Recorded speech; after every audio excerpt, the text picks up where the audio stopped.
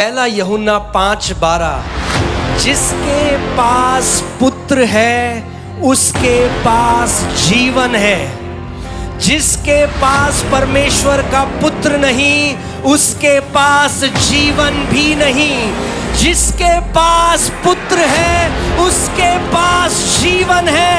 अगर आपके पास आज परमेश्वर का पुत्र है तो आपके पास सब कुछ है। परमेश्वर ने जगत से इतना प्रेम किया कि उसने अपने इकलौते पुत्र को दे दिया, और उस पुत्र में उसने चंगाई, समृद्धि, छुटकारा, हर एक चीज जो आपको चाहिए वो उसके पुत्र में है।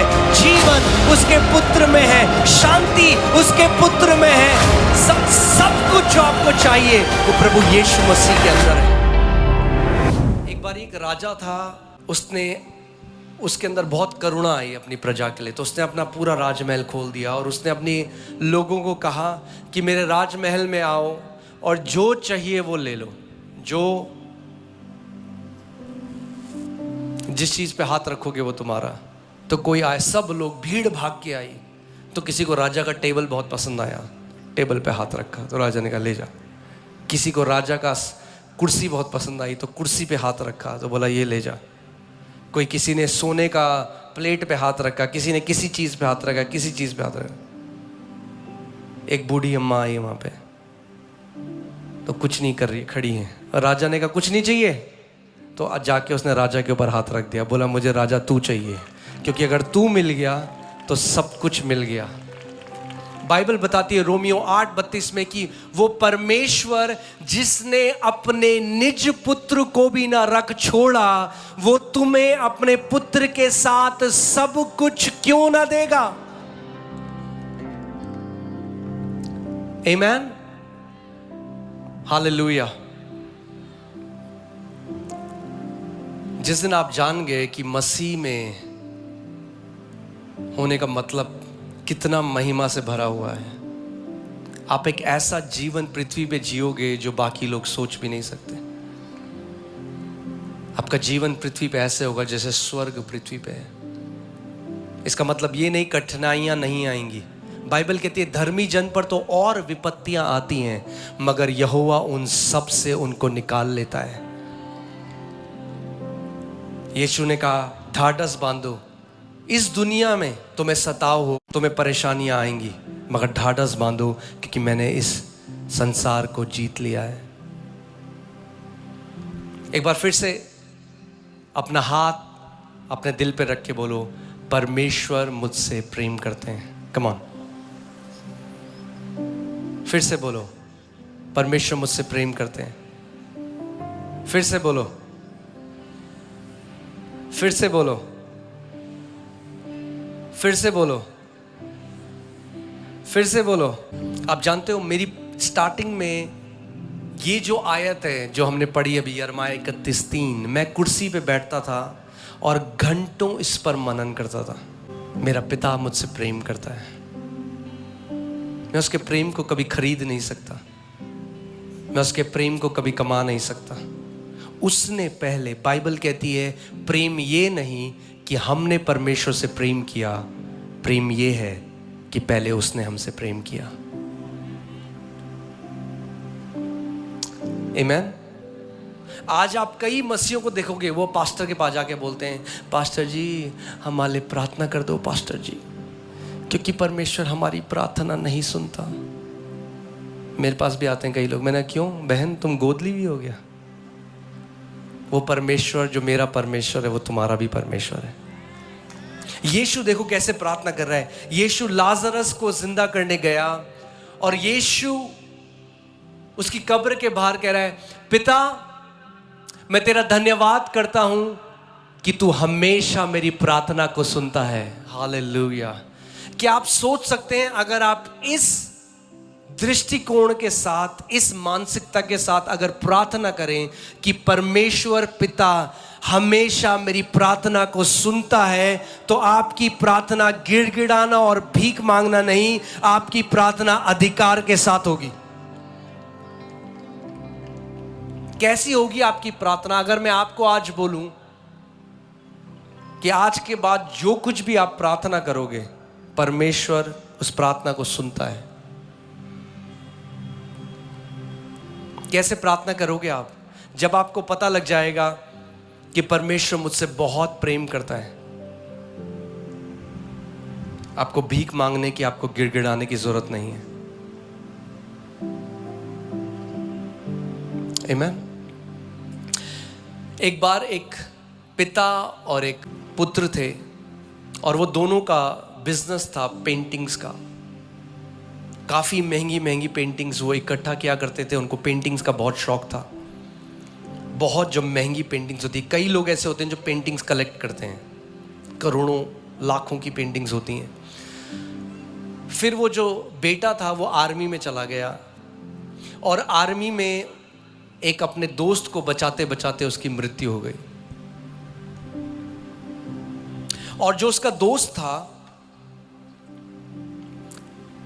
अपने दोस्त की याद में जिसने वो उसके पिता से मिलने गया और उसने कहा कि अंकल, आपका बेटा एक बहुत अच्छा मेरा दोस्त था और मुझे बचाते हुए उसकी जान गई है।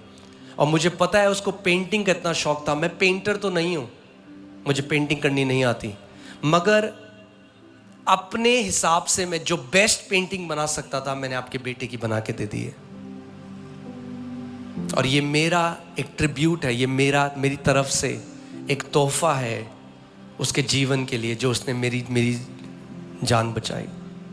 उन्होंने वो पेंटिंग उनको दे दी, पिता को। उसके बाद कुछ समय बाद पिता की भी मृत्यु हो गई। और जब पिता की मृत्यु हो गई तो बोली लगने लगी। तो सारे जो शहर और बाकी शहरों के जो पेंटिंग कलेक्टर्स थे, जो इन पेंटिंग्स को इकट्ठा करते थे, वो सारे लोग आ गए, क्योंकि ये जो व्यक्ति था इसके पास बहुत अच्छी कलेक्शन थी। तो सब इंतजार कर रहे हैं कि ये जो महंगी वाली पेंटिंग है, वो जो फेमस पेंटिंग है, उसकी बोली शुरू होगी। तो सबसे पहले जो पेंटिंग थी वो उसके बेटे की पेंटिंग थी, जो पेंटिंग एक्सपर्ट्स के हिसाब से बहुत ही खराब दिखने में पेंटिंग थी।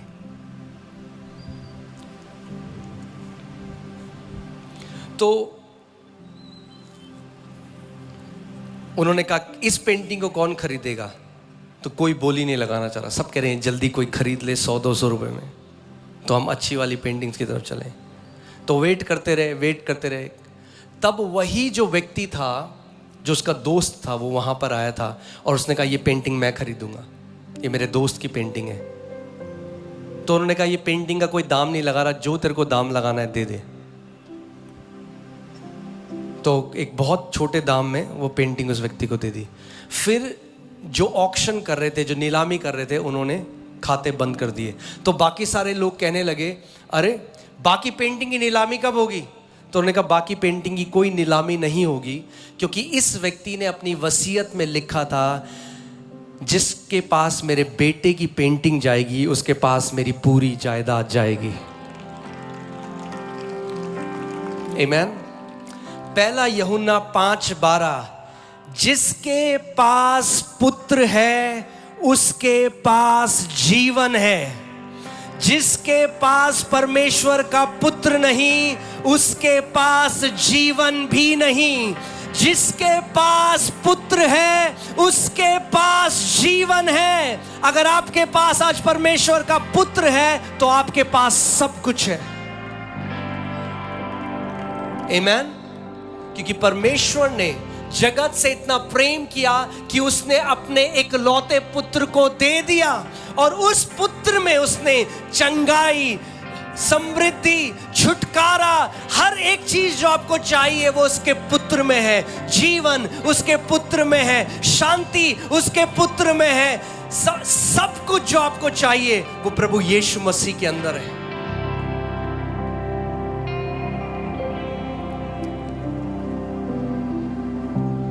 आमीन। जहां आप जानते हैं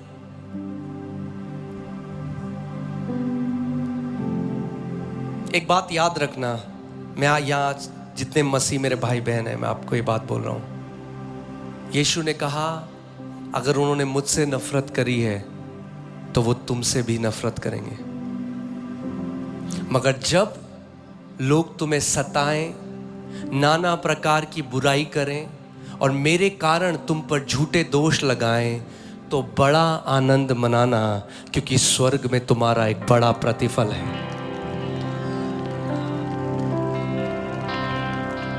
आमीन।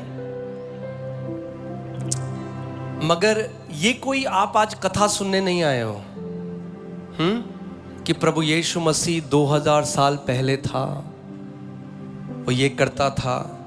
बाइबल कहती है इब्रानी 13:8 में, यीशु मसीह कल, आज और युगानुयुग एक सा परमेश्वर है, वो बदलता नहीं है। वो चंगा करने वाला परमेश्वर था, वो चंगा करने वाला परमेश्वर है और वो चंगा करने वाला परमेश्वर रहेगा।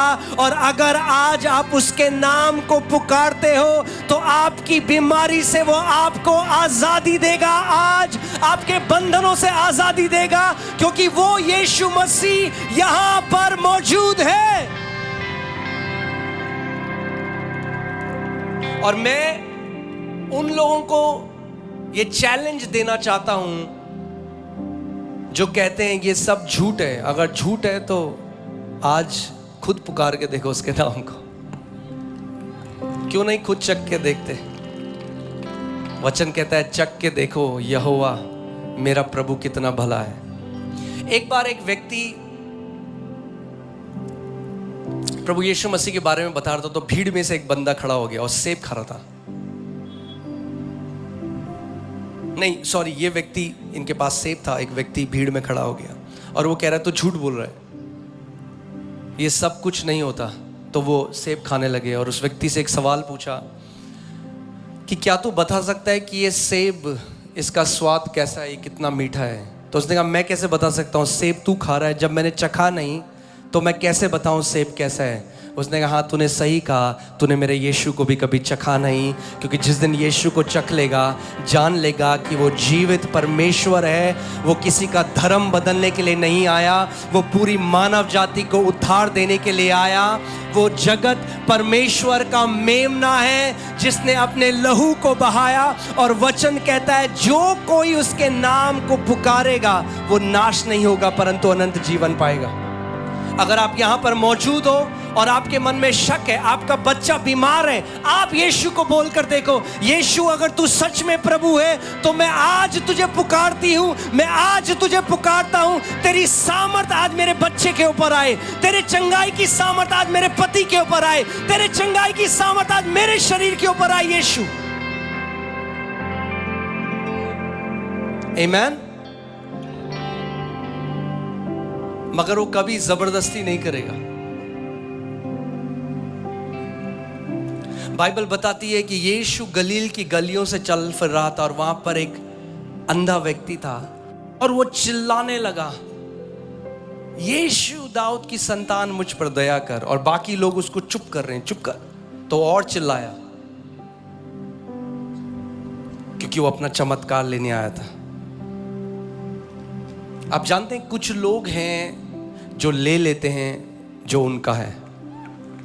क्या यहां पर हैं वो लोग जो आज अपनी चंगाई लेकर जा रहे हैं, जो वो लेकर जा रहे हैं जो उनका है? अगर हो तो हाथ दिखाओ, बोलो आज जो परमेश्वर ने मेरे लिए रखा है मैं लेकर जा रहा हूं विश्वास के साथ।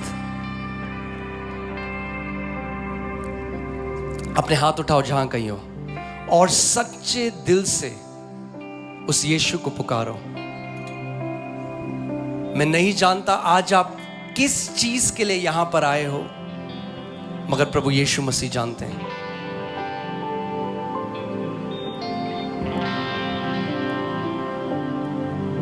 उसको पुकारो इस समय, उसको बोलो प्रभु मैं तेरे पास आता हूं, मैं तेरे पास आती हूं, मैं तेरे नाम को पुकारता हूं प्रभु।